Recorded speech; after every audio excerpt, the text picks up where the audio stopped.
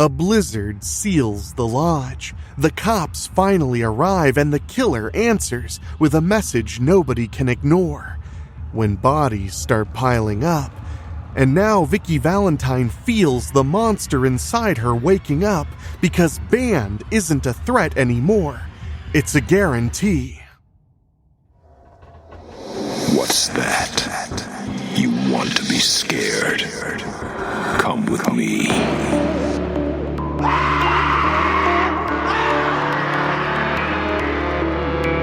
You will experience tales of horror, ghosts, and death. It is not recommended for the weak at heart. Listen in the dark. It's more fun that way. This is Weekly Spooky.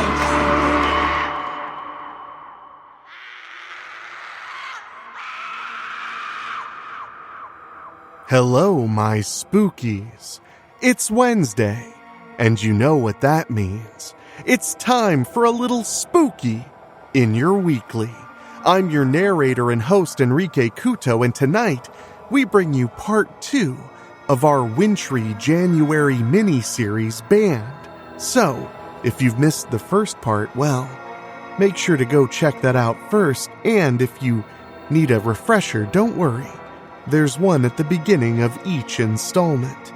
But before we get to all of that, I want to say thank you all so much for joining me in the cold January months when feeling chilled is a little easier to accomplish, but you let me help you anyway.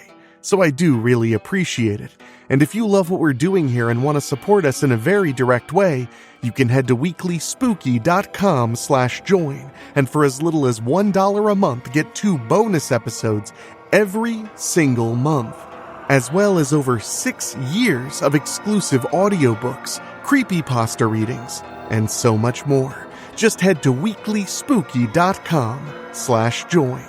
Over 90 other spookies have taken the plunge. Maybe it's time you do too. And if you want to support us in a way that doesn't cost you a single red cent, red because they're covered in blood, well, all you have to do is head to your favorite podcasting app, Apple Podcasts, Spotify, or the like, and leave us a 5-star rating. It helps other spookies find out about the show and know that this is where it's at.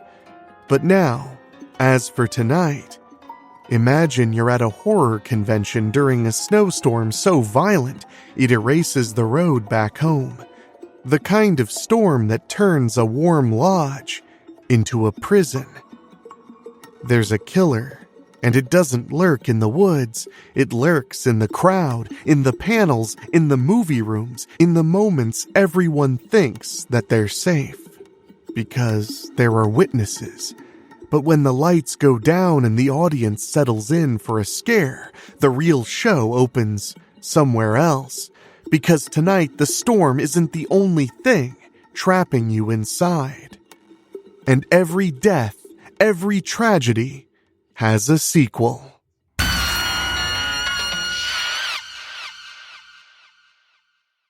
Last time on Band.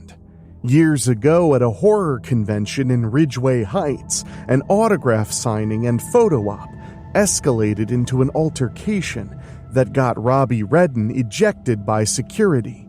During the incident, Redden was severely injured and left humiliated with Band written across his forehead. Now, years later in Michigan's Upper Peninsula, the promoter of that disastrous event is launching a new convention at High Point Ski Lodge. Vickie Valentine headlines the show, driving up from Strickfield, paired with handler Bidon de Briere, and reconnecting with Enrique Couto just as a brutal snowstorm closes in on the weekend. Before the dealer room even opens Friday night, Robbie Redden strikes again, ambushing a lone staffer. When the victim is finally discovered, Band has been carved into his chest. What is Robbie Redden trying to say? And who is next? Perhaps there may be some answers in Band Part 2 by Rob Fields. Late Friday night. Perspective, Vickie Valentine. Who would have thought? A body was discovered way out in the back of the parking lot where David Melicant, the promoter of the first annual horror snow-in, told his staff members to park. Melicant's eyes grew wide when Terry informed him that he had found the body of James Turner, as I now understand his name to be. Terry told Melicant that he called the police. Much to my surprise, the police do arrive, in spite of the bad snowstorm. They are able to get the body of James Turner away from the High Point ski lodge. As for the police themselves, they are questioning the patrons. Then they come and question me, but they're clearly wasting their time, as I know nothing of the murder. I was in my horror host panel when the body was found. When the panel was finished, Bidon Debrier, my handler, returned and escorted me back to my table, where I uncovered my pictures. Even after learning that a murder had taken place, horror fans are forming a new line. How would they know James Turner was murdered? The way the body was discovered, with the word "banned" carved into his chest. It's not something someone would just make up. He was also decapitated. Clearly someone had targeted Turner. I would wager that other victims will follow. Clearly I should investigate this. Bethany, my wife, would worry if she knew what had just taken place. "You okay, Vickie?" Bidon asks when the dealer room is closing. "You look a little off." I give him a gentle smile. It's been a long day. Now that I'm free to move about, I think I'll do some exploring. You're free to go until tomorrow morning. Thank you. I allow Bidon to escort me to the main doors. Once we pass through them, we go our separate ways. Even though I'm not working my table, there are people who approach me to invite me to parties. When all I knew was being Vickie Valentine, I suppose I would gladly have taken drink among these people. But I am Veranda of the Night Realm, and I wish to run free outside. After thanking the patrons for their invitations, I walk back to my room. When I'm ready to open my door, I overhear a few patrons speaking more of James Turner. I think I shall investigate, after all.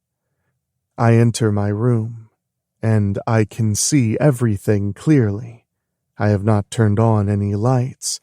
Night vision was a power that I had gained upon consuming the Hellweaver's blood those many years ago, when she invaded the Night Realm and slaughtered my Gorgon people, leaving me as the last.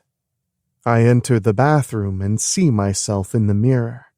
My eyes have turned into their blank yellow appearance.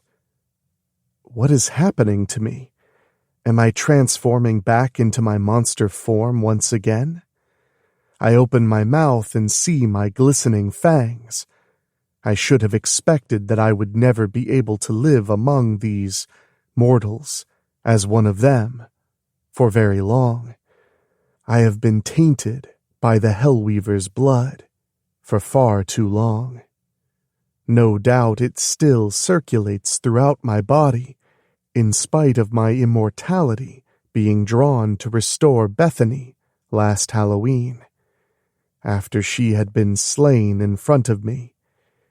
The only thing that I can ascertain is that the blood has taken a great deal of time for its power to grow.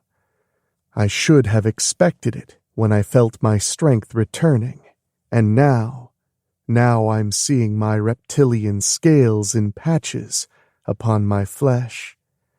I feel my long red hair It has become the snakes that it once was, but it is coiling, and the texture feels like that of a reptile. How long will it be before I am fully transformed? No sense remaining here in my room, feeling sorry for myself. I remove my black ball gown and see even more of the reptilian flesh in patches upon my naked form. I apply more normal clothing and leave the room to slip out into the night and investigate James Turner's murder. Saturday. In the morning, I'm on my way to the dealer room to get set up. I did go out to the staff parking lot to investigate. I had fully transformed into my monster form once I was outside. The snakes that became my hair hissed and moved freely once more. Finding James Turner's car was no problem. Unfortunately, there were no clues to indicate how he had been slain. I was too eager to rush outside and did not wear a jacket in the snowstorm or shoes. Even before returning to my monster form, I found that I could still withstand the wintry cold, even while being naked. Unfortunately, my returning to the lodge brought the patrons right to me.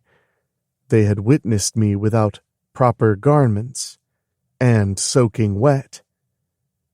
My return to my monster form proved to be only temporary, meaning the Hellweaver blood has not reached full power yet.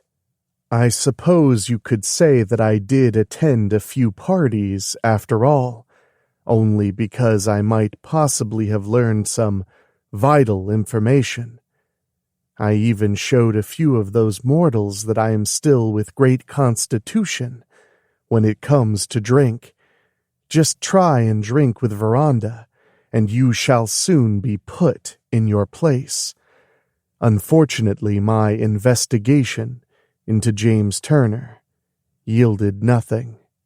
As I cross the lobby to enter the dealer room, I look through the main doors and see that the snowstorm continues to throw its raging fury across Binnick, Michigan. Yes, the storm indeed threw its fury at Veranda last night, but I continue to endure. I am brought out of my gaze when someone takes hold of my arm. "You okay, Vickie?" Bidon asks. I smile for him. Yes, I am merely enjoying watching the storm. He turns and looks outside. Holy shit! I'll be surprised if that blizzard doesn't blow the whole lodge apart. I do not foresee that, I reply. Shall we go? He accompanies me to my table. Once there, I see Enrique Couto setting up for the 10 a.m. until 8 p.m. dealer room hours. He raises his finger. "Oh, hey, Vickie, don't forget we've got that panel in a little while for our new movie. Christmas Splatters." I give him a gentle smile. I'm aware. Thank you just the same. Then I raise an eyebrow. Shall I lay upon my table and display my breasts for you again? Now I narrow my eyes. Or would you rather I just remove my black ball gown completely to pose nude? Couto laughs and points a shaky finger at me. Only if your wife doesn't mind. I do not engage in humor very often, but I have learned to let loose a little when Couto and I are in each other's presence. Just then we see David Melicant storming around. Before long, he stops and points right at us. Then he says rudely, "Ain't you two ready yet? The dealer's room's opening." Many of the same people from Friday night have returned to roam the room. Some doing cosplay this time. In just 2 hours, I've signed several autographs and posed for photos. Bidon informs me that he needs to escort me to my panel with Enrique Couto and some of the other guests on his film. I cover up my table and allow him to escort me to my second and final panel of the first annual Horror Snow-In.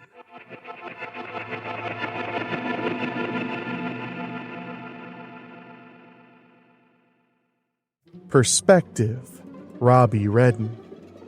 Who the hell did Darcy Hart think she was trying to kid?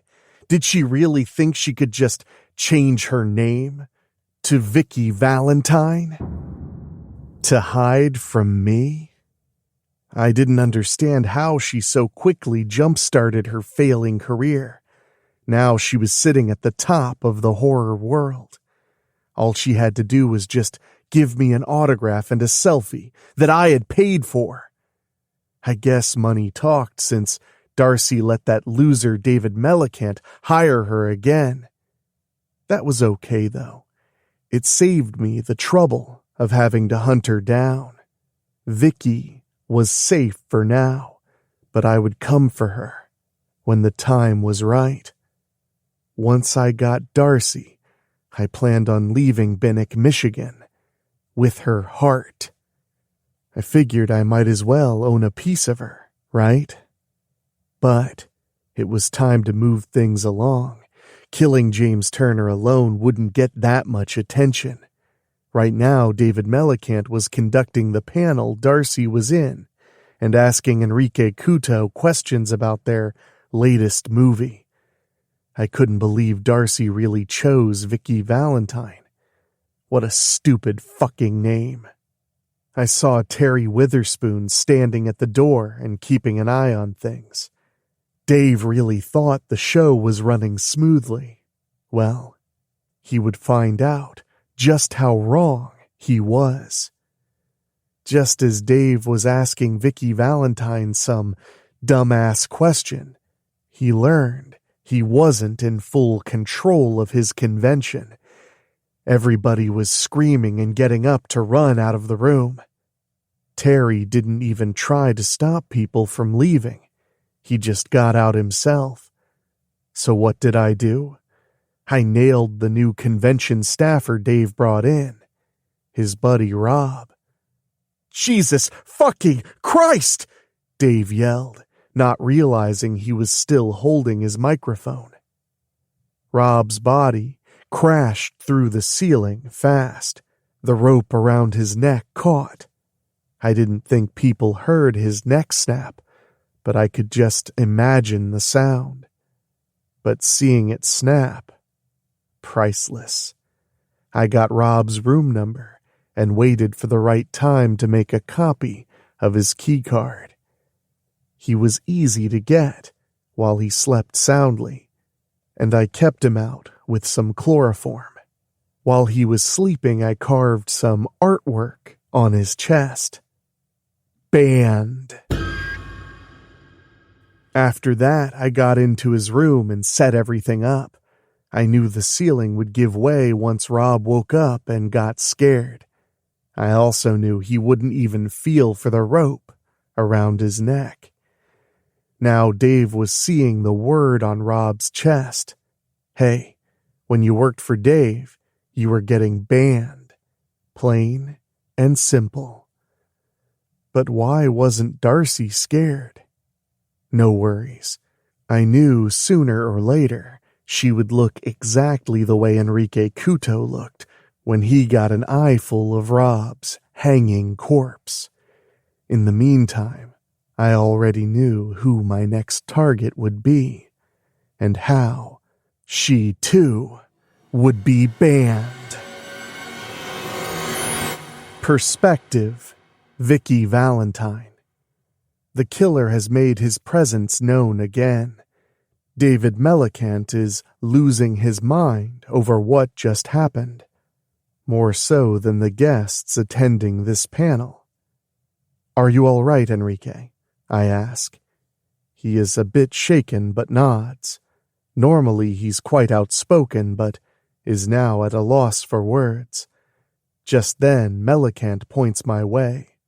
"Where the fuck were you?" Before I can respond to him, I turn to see he points to Bidon. "I was in here the whole time," he answers. "Yeah, the hell you were," Melicant yells. "But I saw him," I say. "He was at the other door there." I point to it. Suddenly, Melicant picks up one of the microphones and is ready to swing it at one of us. Melicant stops himself and points at me. "Stop covering up for that wuss."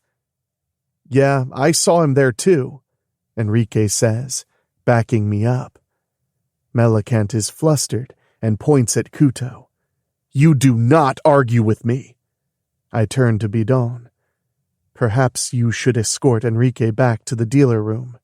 I turn to Couto. "If you want to go there." He nods.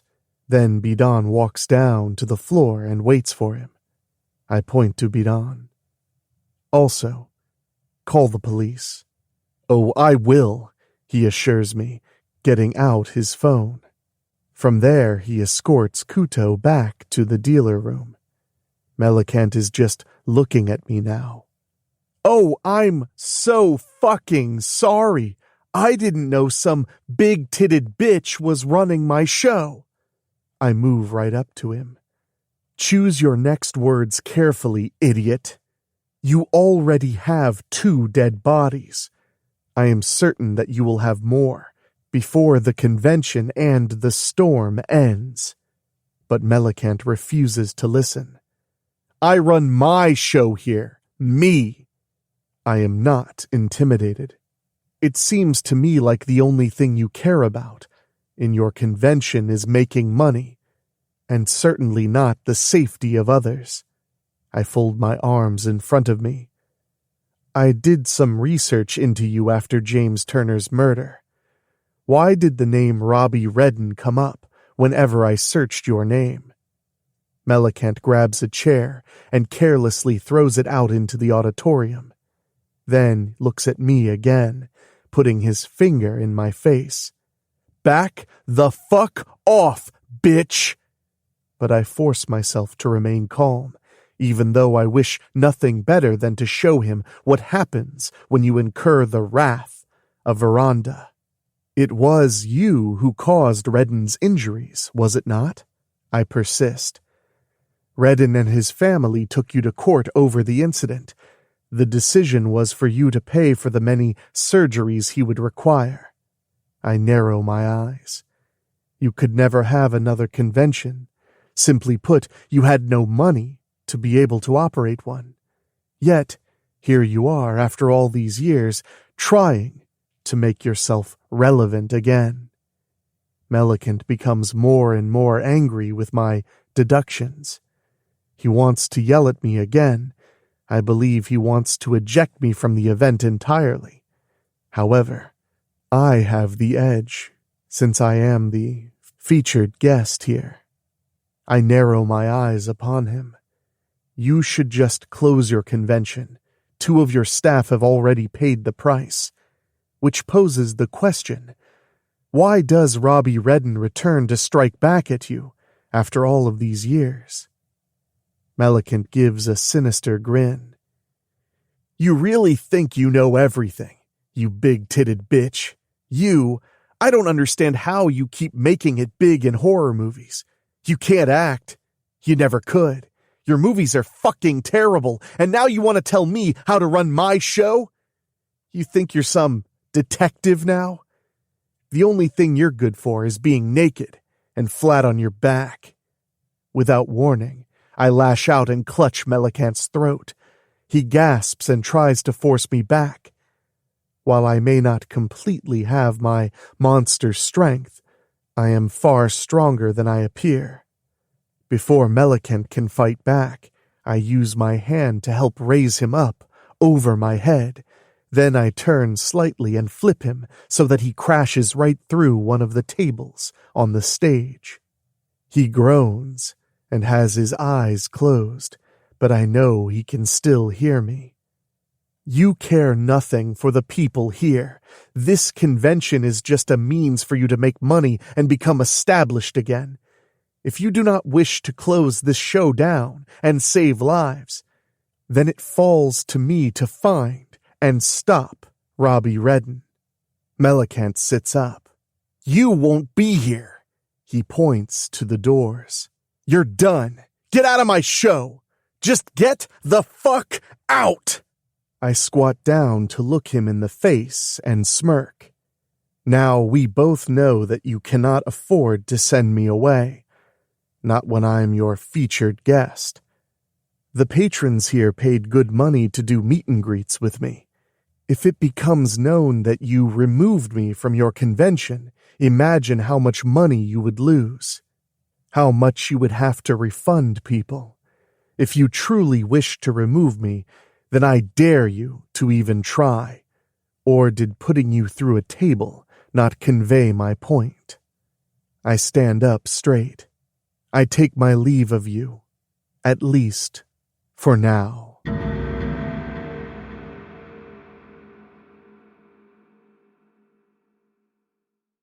I walk out of the auditorium. Beaton awaited me, and I allow him to escort me back to the dealer room. I smile, seeing that I'm right about these patrons, when there's yet another long line of them waiting for me. I give them a warm smile as I uncover my table. Once Beaton sits with me, I resume the meet and greets with my fans. As for finding Robbie Redden, he has quite succeeded in getting David Melicant's attention. I do not believe he shall attempt anything more until after the dealer room has closed, especially since the police have arrived to investigate the murder of the hanging man, Rob. I already have the feeling that Redden shall come for me in due time. The dealer room closed at 11. It would have closed at 8 as scheduled, but with the blizzard, Melicant came around and told everyone the dealer room would be open extra hours, which was great for most involved. Now that the room is closed for the night, I am free to move about. I considered going to parties again to see if I could find any trace of Robbie Redden, but he will not strike where he can be easily identified. No, he sticks to the shadows. This is why I've deliberately ventured out into the storm. It seems that the High Point Ski Lodge has its own crew to keep the parking lot and the drive to the main road plowed, at least as best they can, during the storm. It still amazes me that the mortal realm has weather conditions such as this. The most my beloved night realm has ever seen are the storms that rain blood. It never becomes as cold as this. Once more I am without a jacket to protect my upper body. Though I feel the chill at first, I'm quite comfortable in it now. I'm isolated outside and exploring more of the outer lodge. I soon reach the overlook. Even with the blowing snow, I'm still able to look out and down. I keep my distance from the edge, for one hard gust to my back would be sufficient enough to send me falling to a possible death with my newfound mortality. But I am still Veranda. I believe it is my admiration for what is past the overlook that has caused me to lose my focus when I am suddenly attacked from behind and knocked to the ground. I groan when I am kicked hard in the side. "You goddamn bitch!" I hear my attacker say. "Did you really think I wouldn't find you? I don't care if you call yourself Vickie Valentine. You can rewrite your own history to make yourself look good. But I know you're Darcy Hart. This must be Robbie Redden. I cannot return to my feet as he keeps attacking me. At the same time, he's giving me information. You can fool all those fucking sheep in there into thinking you're all nicey nice. Redden continues when he kicks my midsection again, sending me flat on my back. I can finally see Robbie Redden now. He's fully dressed appropriately for this weather, including a ski mask. When he sees that I'm not afraid of him, he roars and grabs hold of the neck of my tank top and the belt on my capris. He lifts me up over his head. I remember seeing pictures of him. At the time, he was a scrawny little weakling, balding, and had no beard. He does not appear to be scrawny, possibly because of the layers he wears. "You ruined my entire life in just one day," Redden tells me. He slams me down to the ground again. I'm near the ledge now. If I cannot retaliate, he will make certain that I fall to my death. He does not attempt to do so yet, and again grabs me to lift me over his head. He speaks to me. "I paid good money to get your autograph and a picture with you, and you were so full of yourself you got me thrown out." "I am not Darcy Hart," I return. He slams me into the ground again. I groan when pain racks through my body. "Liar!" he screams. "Liar!" When he moves to kick me again, I quickly lift myself to my knees and catch his boot. Then I force him back and return to my feet. Now I meet his eyes. "If it is a fight that you seek, then Veranda shall oblige you." I surprise him when I show great agility and leap to attack. Redden is learning that Veranda is no mere woman of the mortal realm, even though I pass for one of them. I was many times stronger when Hellweaver's blood first flowed through my veins, and I could render a person to stone with my gaze. Soon I make Redden fall. He truly does not know with whom he faces. There are two things that make me feel powerful. One is being close to my wife, and the second is being the mighty Gorgon warrior that I have become. I love the thrill of battle. I show Redden that I have not forgotten my training. Many times he has tried to strike me. I counter him and send him to the ground, again and again. "Your reign of terror ends this night," I promise him. "I shall unmask you and return you to the lodge. All shall see who the killer is before their very eyes. From there I shall detain you until the police return to take you into custody." "No!" Redden wails.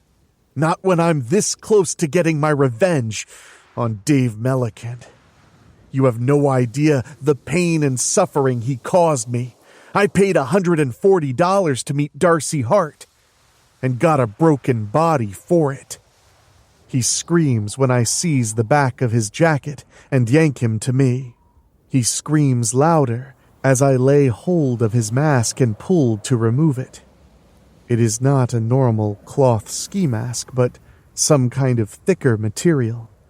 The winter snow and winds continue to blow against me. Knowing that I am about to best Robbie Redden, I look up to the sky and scream the Gorgon battle cry. "You shall belong to Veranda this day," I declare, feeling that I have nearly removed his mask. Unfortunately, I am too eager and have underestimated Robbie Redden. He suddenly turns against me and causes me pain. He has driven the blade of a knife deep inside me, just below my right breast. Curses! I was too drunk with the feelings of being in battle again that I forgot I am no longer the monster that I once was. I feel that I am bleeding, especially when Redden removes the knife. He comes at me to stab me once more. "I'll kill you, Darcy, you heartless bitch," he yells. "I am not Darcy Hart," I yell back. He screams and comes at me again. As I move to block his attempt to stab me, my high-heeled shoe catches on a rock and causes me to fall backward. Then I see a bright flash of light, and feel the back of my head hit hard against what must have been another rock. I am dazed and cannot focus. Now I feel Redden on top of me. He has the blade of his knife to my throat. "No, Darcy. Not yet," he tells me. "It's not time. I have others to get first. I want you to be the last one. You'll know when it's your turn. I saw you come out here and couldn't wait to finish you off, but I can't. Not yet. That's not the plan."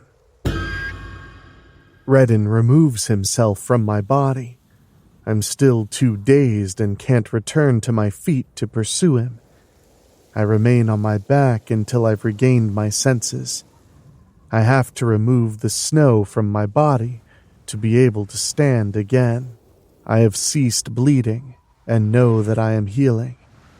I cannot heal as quickly as when I was immortal, but I can heal faster than any other from the mortal realm. I am with great anger at having been defeated by this accursed worm. I tighten my fists as I scream to the skies. I care not who may hear me. I am Veranda of the Night Realm, and I was beaten by a wretched little man from the mortal realm. Make no mistake, Robbie Redden. You shall regret having not claimed Veranda when you had the chance. When we meet again, I shall beat you until your blood covers my fists. Then I will smear it upon my face and abdomen. I scream at the night skies once more before I return to the lodge. I must be discreet upon entering and return to my room. I remove my tank top. My blood is both wet and cold upon my flesh at the same time. I use the sink in my bathroom to clean myself up. I have to do so without the use of the towels provided, as not to draw suspicion from the lodge staff. I do not wish to deal with the police.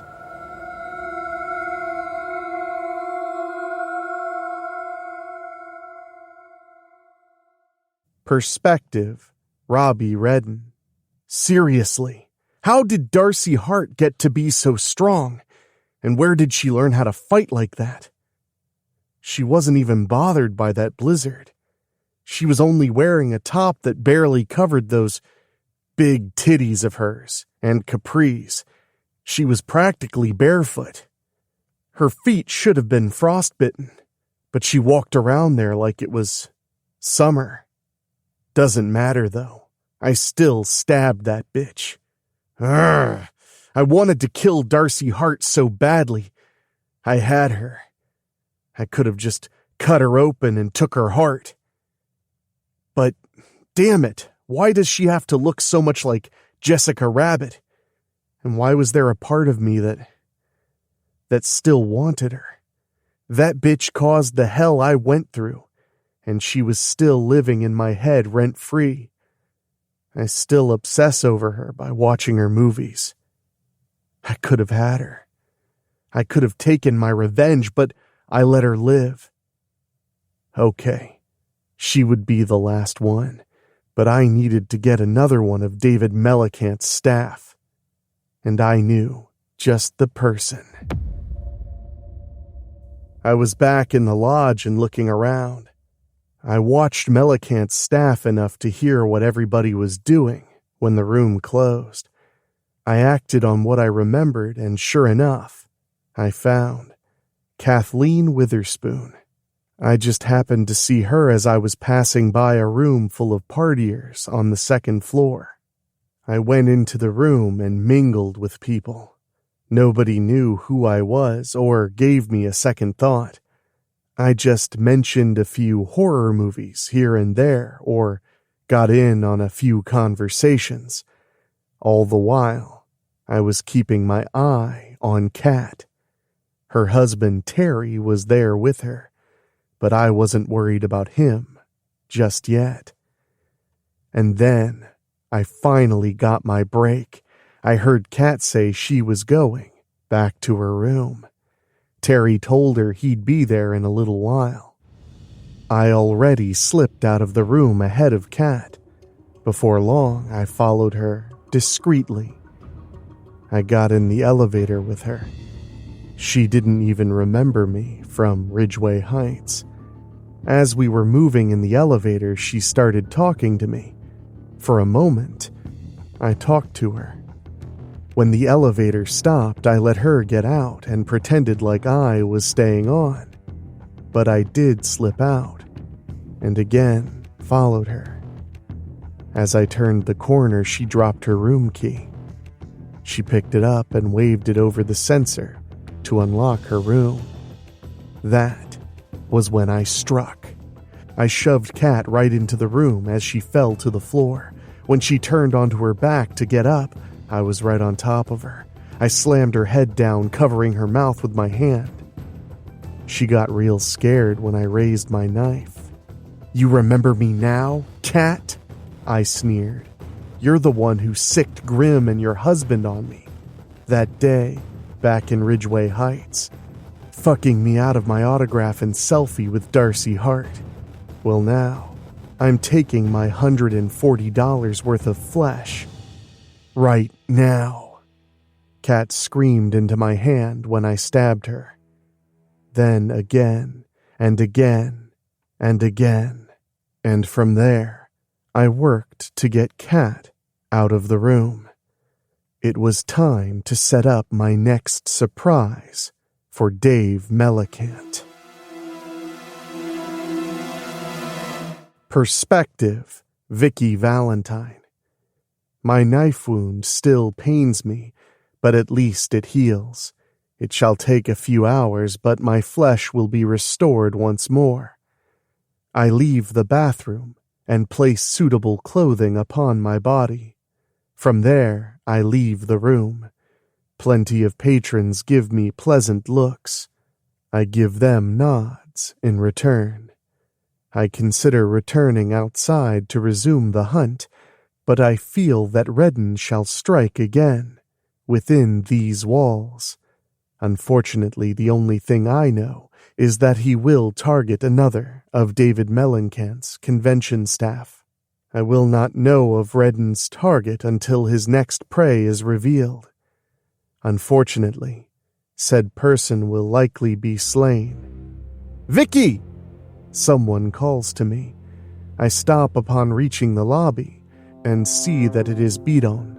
Upon reaching me, he presents a sealed envelope.